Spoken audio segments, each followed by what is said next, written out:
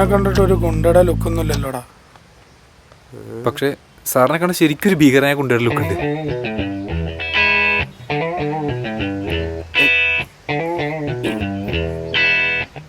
അതൊക്കെ നിൽക്കട്ടെ, നമുക്ക് കാര്യത്തിലേക്ക് കിടക്കാം.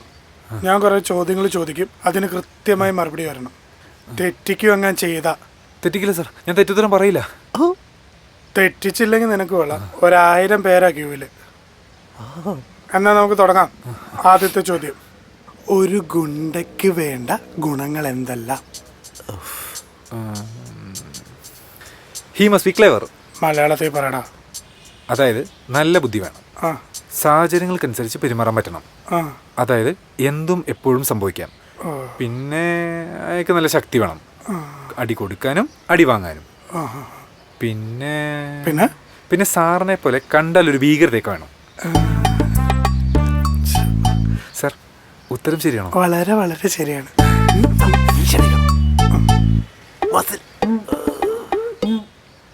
അടുത്ത ചോദ്യം, ഈ ഗുണ്ടയുടെ സ്പെല്ലിംഗ് എന്താ? ബോംബെ ചോദിച്ചേട്ടാ, ബോംബെ ചോദിച്ചേട്ടാ. ഒന്ന് വന്ന് കെവിനെ, ശുണ്ടി ശുണ്ടി ഇങ്ങനെ. എടാ എന്താ പുല്ലേത്? എന്താ ഏട്ടാ ചോദ്യം ടഫായി പോയോ? ഒറ്റ വെച്ച് തന്നിട്ടല്ലോ. ഇതാണോടാ ചോദ്യം? എന്നാ പിന്നെ നീ ഒരു കാര്യം ചെയ്യും, ഒരു 100 പേജിന്റെ നോട്ട് അവന് വാങ്ങിച്ചു കൊടുക്കും. എന്നിട്ട് നീ അവൻ കൂടെ ഇരുന്ന് കേട്ടെടുത്ത് പരീക്ഷ എഴുതും. ചേട്ടൻ പേടിക്കണ്ട ഏട്ടാ, എൻ്റെ ഒരു സൂപ്പർ ചോദ്യം കൂടിയുണ്ട്. ഈ സൈസല്ലേ? അല്ല, വേറെ. ആ എന്നാ ഓക്കെ. എന്തു പറ്റി സാറേ, ചുമയൊക്കെ? അതെ, വില്ലൻ ചുമ. ഞങ്ങൾ വില്ലന്മാർക്ക് മാത്രമേ വരൂ. അയ്യോ സാറേ, ഞാനപ്പോൾ ഗുണ്ടയുടെ സ്പെല്ലിംഗ് പറയട്ടെ? വേണ്ട, ഞാനൊരു ചോദ്യം ഇപ്പം ചോദിക്കും. അതിൻ്റെ ഉത്തരം വളരെ ശ്രദ്ധിച്ച് പറയണം. ഉത്തരം ശരിയായ യു ആർ സെലക്റ്റഡ്. ശരി സാർ. അതായത് ഒരു പ്രത്യേക സാഹചര്യത്തിൽ നമ്മൾ ആൾ മാറി ഒരാളെ തല്ലുന്നു. ഈ തല്ലുകൊണ്ടവർ നമ്മളെ തല്ലാൻ വരുന്നു. അപ്പോൾ എന്തു ചെയ്യും? ഈ ആള് മാറി എന്ന് ഉറപ്പാണോ? ഉറപ്പാ.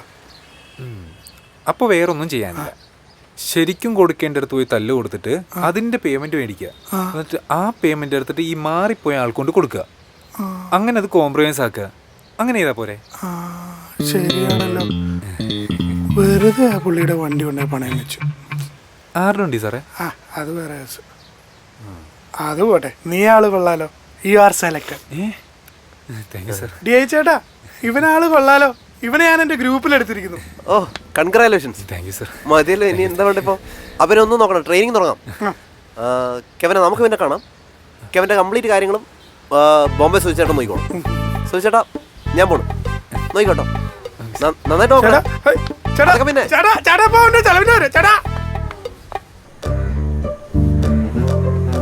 രണ്ടും കൂടെ നിറ തോട്ടിൽ മീൻ പിടിക്കാനൊക്കെയാണ്. മീനൊന്നും കിട്ടിയില്ലേ? എടാ സാമേ, എന്താടാ നിനക്ക് എന്ത് പറ്റിയടാ? നീ ഇത് എവിടെ പോയിരുന്നു? കുറേ നേരം പോയിട്ട്.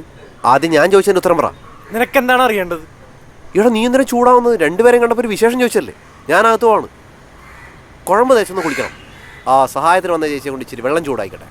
വേണ്ട, നിക്ക് എവിടെ പോണു? അകത്ത് ചേച്ചി ഉണ്ടല്ലോ, വെള്ളം ചൂടായിക്കാൻ. വേണ്ട, അത് കുറച്ച് കഴിയുമ്പോൾ ഞാൻ ചൂടാക്കി തന്നോളാം. എന്തിനകത്ത് ചേച്ചിയില്ലേ? ഞങ്ങൾ ചൂടാക്കി തരാമെന്ന്. ഞാൻ വന്നപ്പോ തൊട്ട് ശ്രദ്ധിക്കുകയാണ്, രണ്ടിനും ഒരു കള്ള ലക്ഷണം. എന്താണ് കാര്യം? എന്നിട്ട് നീ ഈ ഉണങ്ങാത്ത പറയിലോട്ട് ചെടി മുഴുവൻ ചവിട്ടി കയറ്റി ഞാൻ പിന്നെ കഴുകട്ടെ? അറിയത്തില്ല, ഇത് മുഴുവൻ വിഷമാണ്. ഇതെല്ലാം കൊണ്ട് വേറെ വാങ്ങിയോടുവാ. ഒന്ന് പോടാ അവിടുന്ന്. നിനക്കൊക്കെ അപ്പർ ക്ലാസ് മൂരാച്ചിത്തത്തിന്റെ അഹങ്കാരാണ്. ആ പാവപ്പെട്ട സ്ത്രീ എന്തോ ഒരു വികാരത്തള്ളിച്ചേലെന്തോ ചെറുതായി പറഞ്ഞു പോയിന്ന് വെച്ചിട്ട് അതിന്റെ അന്തസത്ത മനസ്സിലാക്കാതെ അവരെ ക്രൂരായി ചിത്രീകരിക്കുന്ന നിന്നെ പോലുള്ള ഫാസിസ്റ്റ് ചിന്താധിക്കാരാണ് ആദ്യം ചങ്ങലക്കേണ്ടത്. എന്ത്? ഒരു കുടുംബത്തിന് 3 നേരം ഭക്ഷണം കൊടുക്കാൻ വേണ്ടി രാപ്പകൽ കഷ്ടപ്പെടുന്ന ഒരു പാവപ്പെട്ട സ്ത്രീയെ കുറിച്ച് അസംബന്ധം പറയുന്നോളാ തെണ്ടികളെ. ബേബി ചേച്ചി, ഞാൻ സംസാരിച്ചോളാം അവരോട്. ബേബി ചേച്ചി, മാറിക്കളാ തെണ്ടികളെ. നിക്ക് ആ വണ്ടി ഇപ്പൊ യൂട്ടേൺ അടിച്ച് തിരിച്ചു വരും. പെട്ടെന്നുള്ള ആക്രമണമായി പോയി. നിങ്ങളൊന്നൊച്ച വെച്ചിരുന്നെങ്കിൽ, ഒന്ന് ഉറക്ക കരഞ്ഞിരുന്നെങ്കിൽ എനിക്കിങ്ങനെ ഉറക്ക കരയേണ്ടി വരില്ലായിരുന്നു. അതിനൊരു അവസരം തരണ്ടേ? എന്ത് പറ്റിയടാ ദീപു? എടാ, ചെരുപ്പ് ഇട്ട് വീട്ടിനകത്ത് കയറുന്നത് ഇത്ര വലിയ പാവാണെന്ന് എനിക്കറിയില്ലായിരുന്നു. ആ ചെരുപ്പെടുത്ത് എൻ്റെ മുഖത്ത് എറിഞ്ഞോടാ.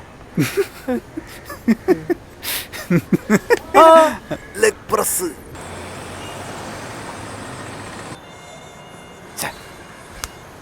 എടാ, ഇവിടെ ഇങ്ങനെ ഇരുന്ന് കൊതുകടി ഉണ്ടാ മതിയോ? എനിക്ക് വിശന്നിട്ട് എടാ. എത്ര നേരം പറഞ്ഞ് ഇങ്ങനെ പുറത്തിരിക്കും? എന്തെങ്കിലും ആവട്ടെ, വാ നമുക്ക് ഒരുമിച്ച് നേരിടാം. വാ. നീ ആദ്യം ചെല്ല്. പെട്ടെന്നൊരു ആക്രമണം ഉണ്ടായി നേരിടാനുള്ള കഴിവ് നിനക്കേ ഉള്ളൂ.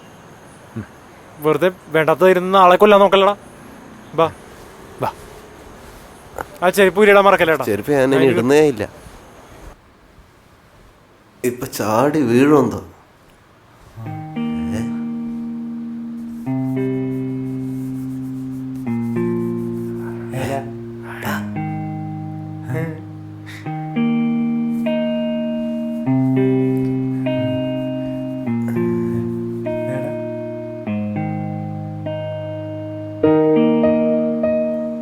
അതെ മക്കളെ, ചെയ്യുന്ന ജോലിക്ക് എനിക്ക് നല്ല വൃത്തി വേണം, അത് നിർബന്ധമാണ്.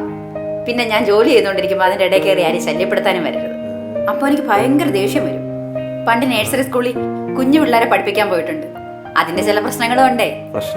അതാ ഞാൻ രാവിലെ നിങ്ങളോട് അങ്ങനെയൊക്കെ പെരുമാറിയത്. നിങ്ങൾ എൻ്റെ കുട്ടികളെ പോലെ. നിങ്ങൾക്ക് എന്നെ ഇഷ്ടം പോലെ ബേബി ചേച്ചിന്നോ ബേബി അമ്മേന്നോ എന്ത് വേണേലും വിളിക്കാം. പക്ഷെ വിളിക്കുമ്പോ അത് നേരെ വന്ന് നിന്ന് എന്റെ മുഖത്ത് നോക്കി വിളിക്കണം, അല്ലെങ്കിൽ ഇങ്ങനെ തോണ്ടി വിളിക്കണം. ചേച്ചിക്ക് ചെവിക്ക് ചെവിക്ക് ശകലം കേൾവിക്കുറവുണ്ട്.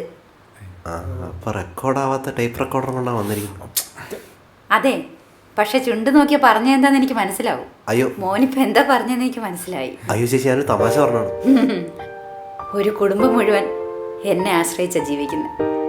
ഞാൻ പറഞ്ഞൊന്നും ഇഷ്ടപ്പെട്ടില്ലെങ്കിൽ ഇന്നത്തെ പൈസ തന്നാ ഞാനങ്ങ് പൊക്കോളാം. ചേച്ചി ഇവിടെ തന്നെയാണ്. എവിടെ പോകണം?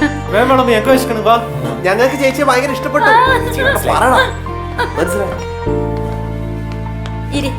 അതെന്താ? അത് മുരിങ്ങക്കയാ, തോരൻ വെച്ചതാ. മുറിച്ചിട്ട് തന്നെ തോരൻ വെക്കുന്നേ.